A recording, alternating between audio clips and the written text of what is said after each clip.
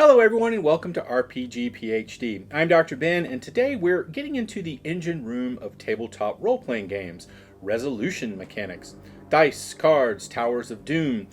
We'll unpack what resolution systems actually do, why some fit your game like a glove while others fight your premise, and how to choose, on purpose, the mechanic that delivers the experience you want.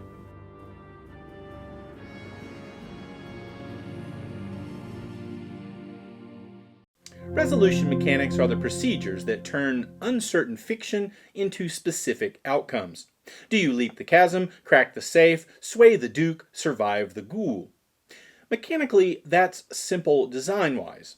It's where your game's feel is forged. A useful lens is the MDA framework, Mechanics, Dynamics, Aesthetics, which argues that rules mechanics create table behaviors, dynamics that produce the emotional experience aesthetics that players actually care about. In other words, change the resolution rules, change the vibe of play. But of course, MDA isn't the only way to think about resolution. Several other theories deepen our perspective. The big model, or GNS theory from Ron Edwards from The Forge, the resolution procedures strongly signal whether a game is prioritizing gamism, challenge and fairness, narrativism, story driving stakes, often through partial successes, or simulationism, modeling consistency and what would really happen. For example, Call of Cthulhu's percentile tiers lean simulationist, while Apocalypse World's 2d6 moves with baked-in narrative complications lean narrativist. Ludology versus narratology.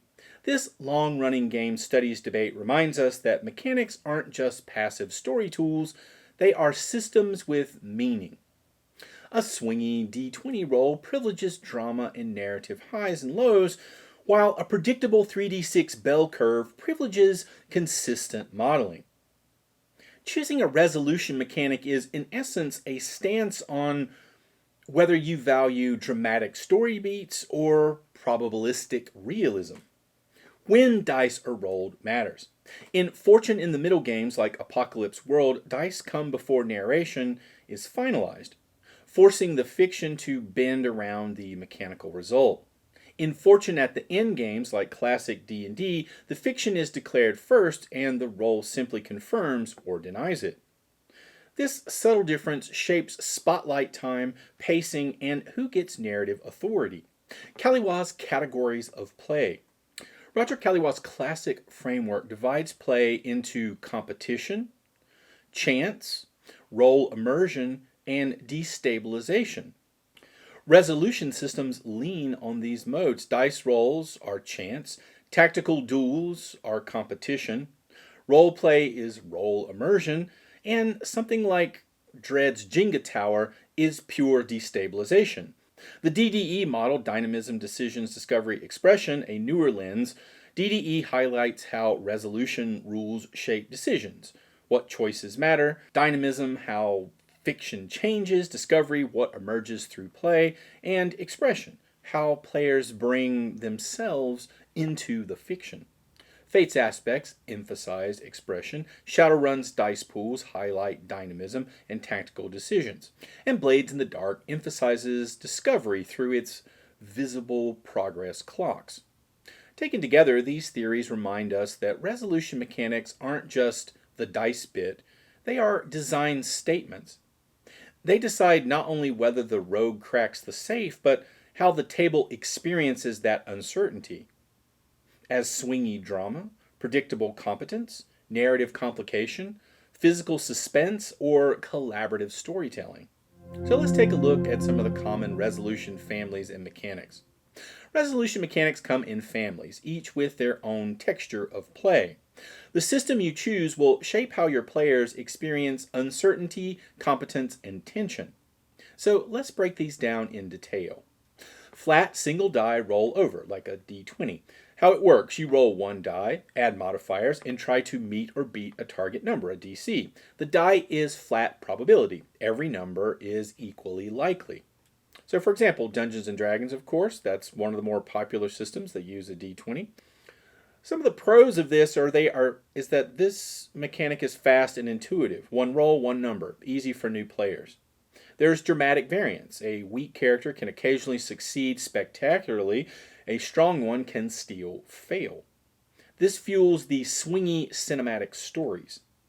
Also, visibility. Players can often see their chances with a quick glance at DC versus bonuses. Cons of this approach. Bonus compression. Small modifiers like +1 or +2 matter little compared to the 5% flat odds per number. This can make detailed build choices feel unrewarding. The competence gap. Even experts fail a lot. A master thief might still blow a lockpick 25% of the time. Not very simulationist. All or nothing. Unless house ruled, resolution is binary, success or failure. And as for design use, they're perfect for high adventure stories where chance and bold risk-taking feel right. They're less suited to games where competence and realism should matter. Bell curves. Roll under or roll over. How it works. Roll multiple dice, 3d6, 4df. The probability curve makes results cluster near the middle, so most outcomes are predictable. Examples. GURPS, 3d6, roll under skill. Fate Core, 4df dice plus skill ladder, results centered around 0. Pros are predictable competence. Experts succeed most of the time, novices rarely. This supports immersion and realism. Granularity. Small modifiers, plus or minus 1, matter a lot because the probability curve is steep around the middle. Cons. Less cinematic. Spectacular outliers are rare. If you want flashy crits, the bell curve feels muted. Math weight. Percentiles can be intimidating for some new players.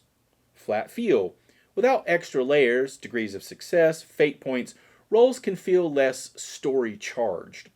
And for design use, great for horror and realist games when failure should be frequent and competence matters. Bell curves emphasize fragility and risk. Dice pools. Success count or highest die. How it works. You roll a number of dice equal to a skill or attribute. Each die meeting a threshold counts as a hit or a success. Outcome depends on the number of hits or on the highest single die. Some examples. Shadowrun's D6 pool. 5 to 6 is a hit. Glitches on many ones. World of Darkness D10 pool. 8 plus is a hit. Blades in the Dark. Roll D6s, take the highest. Pros are tactile joy. Rolling fistfuls of dice is viscerally fun. Degrees of success. Pools naturally measure quality, number of hits, or criticals. Team synergy. Aiding allies by adding dice makes cooperation more tangible. Partial success baked in Blades, high dice determine not just if you succeed, but what costs come with it. Some of the cons might be table clutter, or large pools might slow down play. There's also a probability swing. Small pools, 2 to 3 dice, are wildly swingy. Math fuzziness. Players can't always easily calculate their odds. Design use is excellent for heists, capers, and ensemble casts. The dice pool itself feels like shared effort and escalating risk.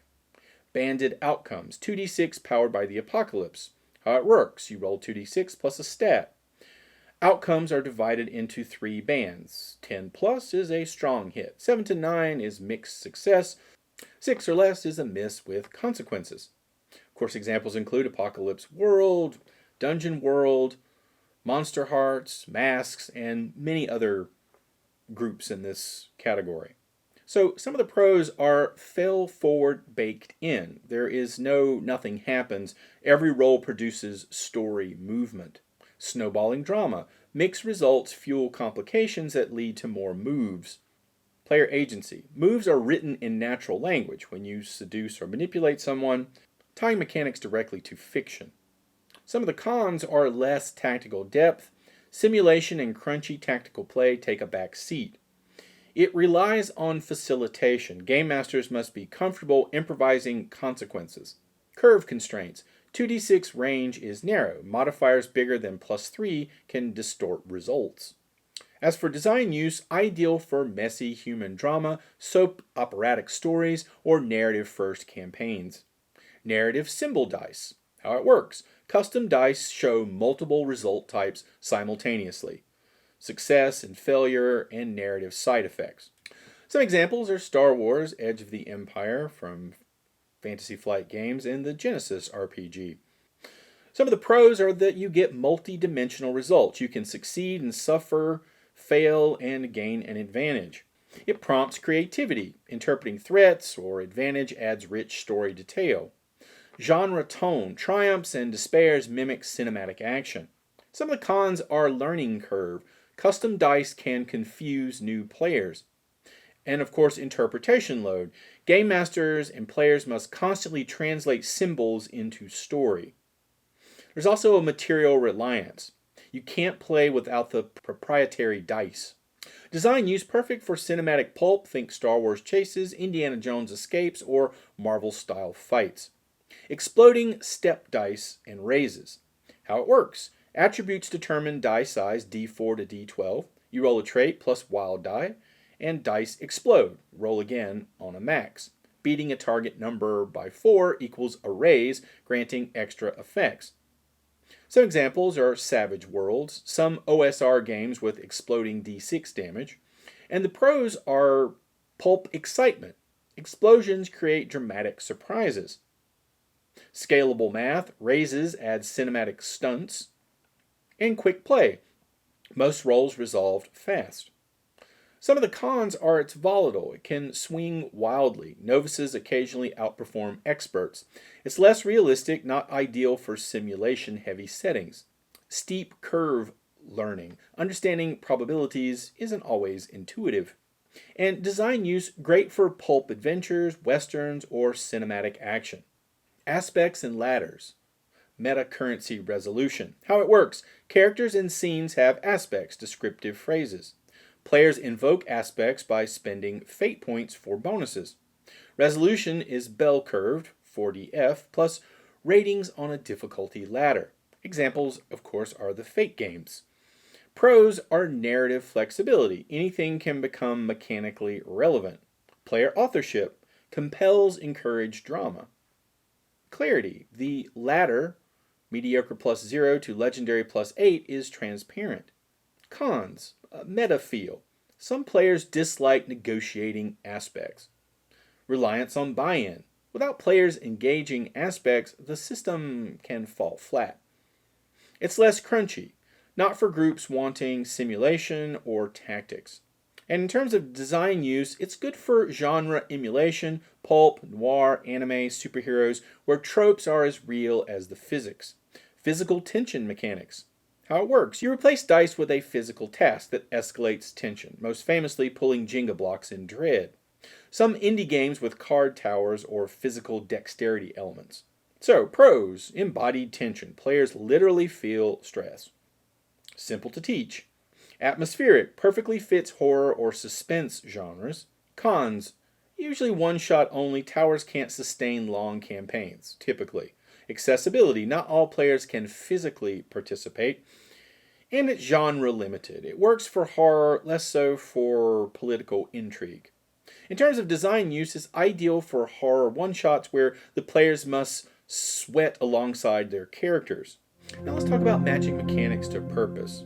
One of the hardest lessons for RPG designers is that mechanics are not neutral. Every resolution system encodes assumptions about how the game should feel at the table. If you change the dice, you change the story. Not just in outcomes, but in pacing, spotlight time, tension, and player psychology. This is where theory, the ones we've mentioned previously, becomes practical. You choose the tool that produces the emotion that you want. When matching resolution to purpose, ask, what emotion do I want players to feel? Heroic, helpless, suspenseful, competitive, dramatic? How does my chosen mechanic generate that? Flat variance for drama, bell curves for realism, partials for drama escalation, physical props for embodied tension. Which theory best explains my alignment? MDA, does the mechanic produce the right aesthetic?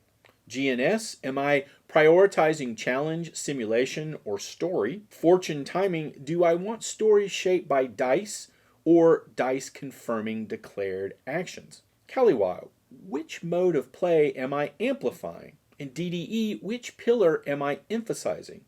Decisions, dynamism, discovery, expression. What trade-offs am I accepting? Every mechanic emphasizes some experiences while muting others. Flat dice give drama but undermine competence.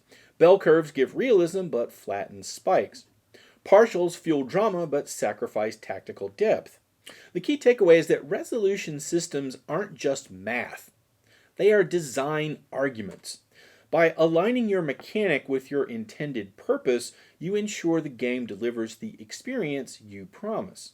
Resolution mechanics may look endlessly diverse, but under the hood they all rely on a handful of design levers that determine how play feels.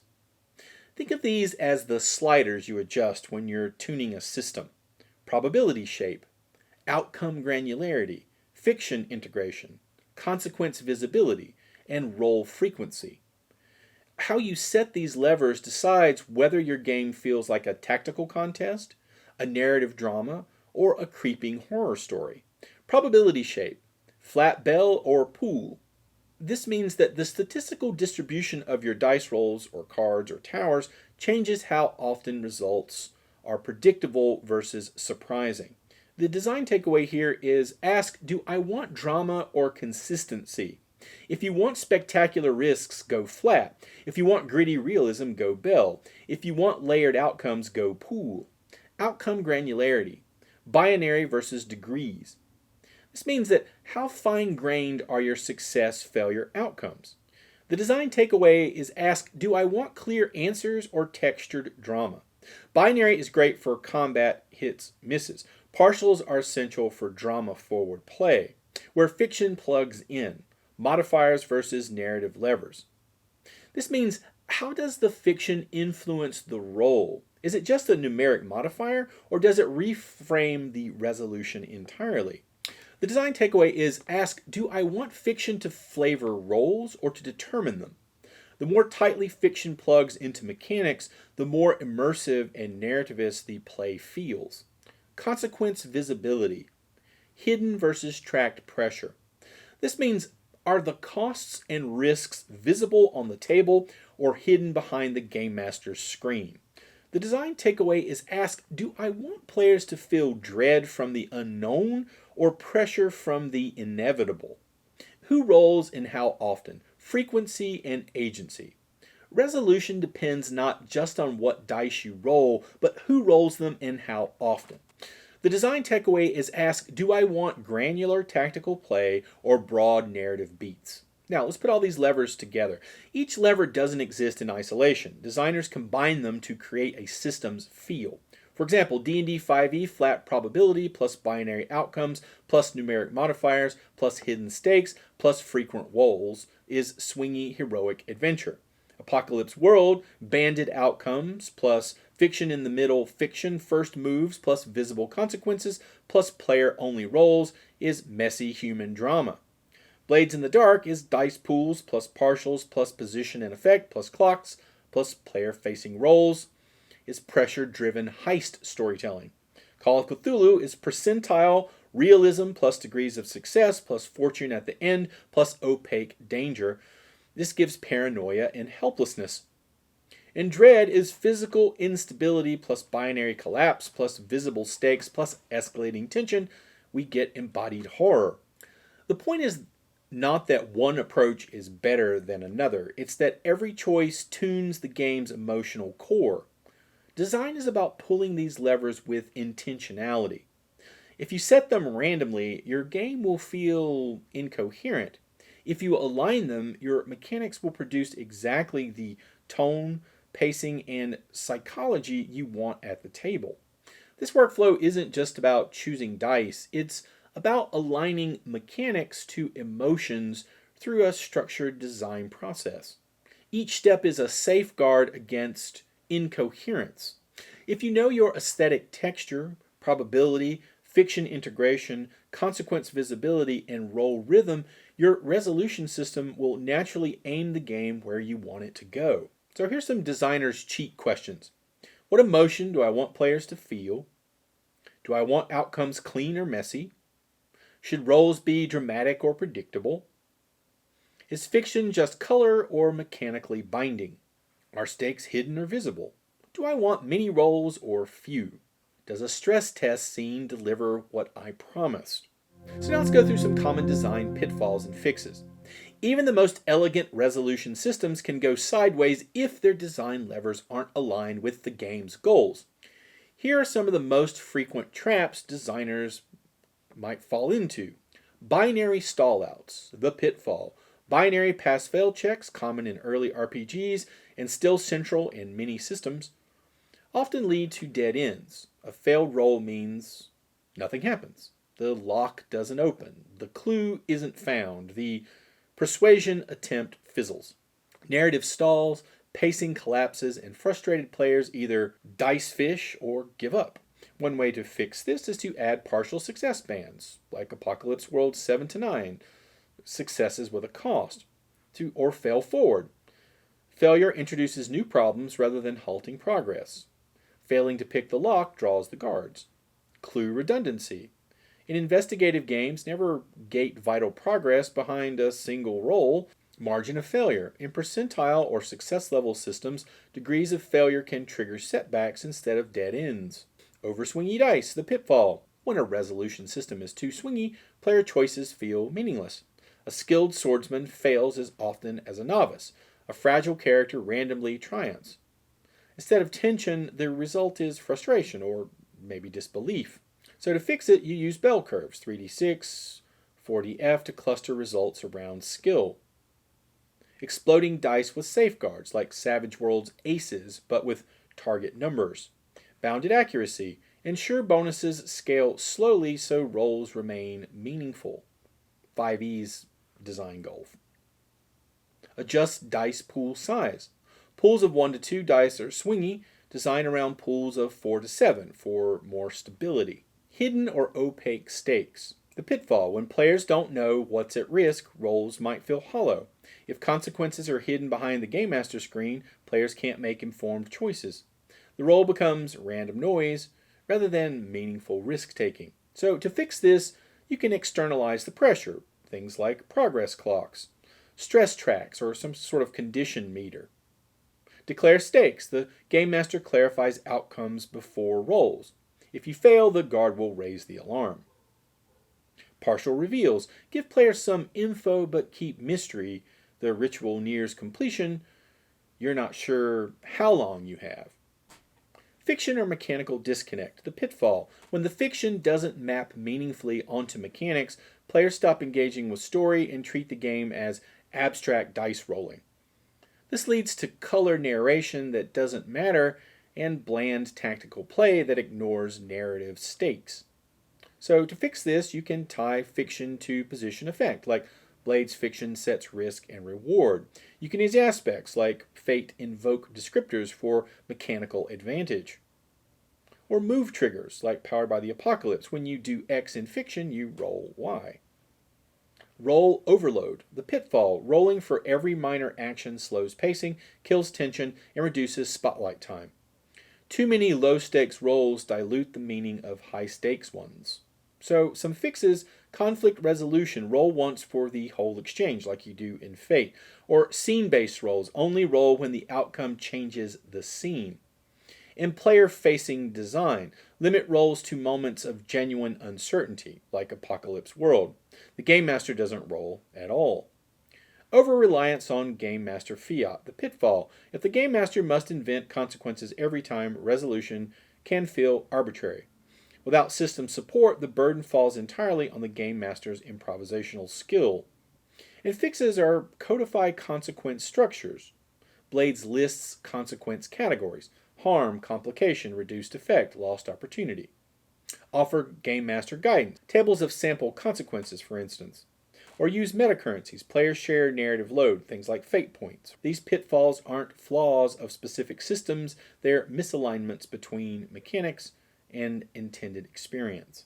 Binary stallouts kill drama in narrative games. Swinging dice undermine competence in simulationist settings. And hidden stakes frustrate strategic players. Fiction disconnect discourages immersion. Role overload breaks pacing.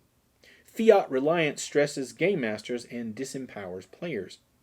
The fix is always the same. Align the resolution levers with the emotional core of your game. Resolution mechanics are not neutral. They are not just a way of deciding whether the rogue picks the lock or the knight hits the dragon. They are the heartbeat of your game, the gears that drive everything else forward. When you choose a resolution system, you're making a statement about what play should feel like, whether you intend to or not. The theories we've explored from MDA, GNS, fortune timing, Kaliwa's categories, DDE, all point in the same direction. Resolution mechanics shape not only outcomes, but also behaviors, pacing, spotlight distribution, and emotional tone. MDA reminds us that mechanics create dynamics which create aesthetics. If your dice system doesn't support the emotional payoff you want, the game will miss its mark. GNS asks us to consider what kind of fun we're privileging: challenge, story, or simulation. Your resolution rules can quietly privilege one without you realizing it. Fortune timing highlights that when the dice fall changes who authors the fiction. Kaliwa shows us that resolution can embody chance, contest, immersion, or even physical destabilization. And DDE reminds us to ask what kinds of decisions, discoveries, dynamism, and expression do my rules actually encourage? Across all these frameworks, the conclusion is the same. Mechanics are not interchangeable parts. You can't swap a D24 percentile system or a Jenga tower without profoundly shifting the experience. As a designer, this is both daunting and liberating. Daunting because it means every choice carries weight. Liberating because it means you have the tools to sculpt play with intentionality. If you want high adventure, design for swingy heroics. If you want creeping dread, design for fragile competence. If you want messy drama, design for partial successes and consequences. And here's the most important thing. Resolution is not about math, it's about trust. Players trust the system to deliver the kind of story they signed up for. When mechanics and purpose align, that trust is rewarded with memorable sessions where dice, fiction, and emotion all move in sync. When they don't align, players feel cheated, either too powerless, too random, or too disconnected. So the real question for any designer isn't what dice mechanic should I use, it's what story am I promising? What emotions do I want players to walk away with? How can my resolution system guarantee those outcomes at the table? If you can answer those, the dice or the cards or the clocks or the towers will take care of themselves. Resolution mechanics are your game's DNA. Choose them on purpose and they will carry your design where it needs to go. So thanks for joining me in this deep dive into resolution mechanics. If this gave you new ideas for your own designs or helped you see why your favorite games feel the way they do, let me know in the comments. And if you enjoyed this, please hit that like and subscribe button so you don't miss more RPG advice every week. As always, thanks for watching. See you next time.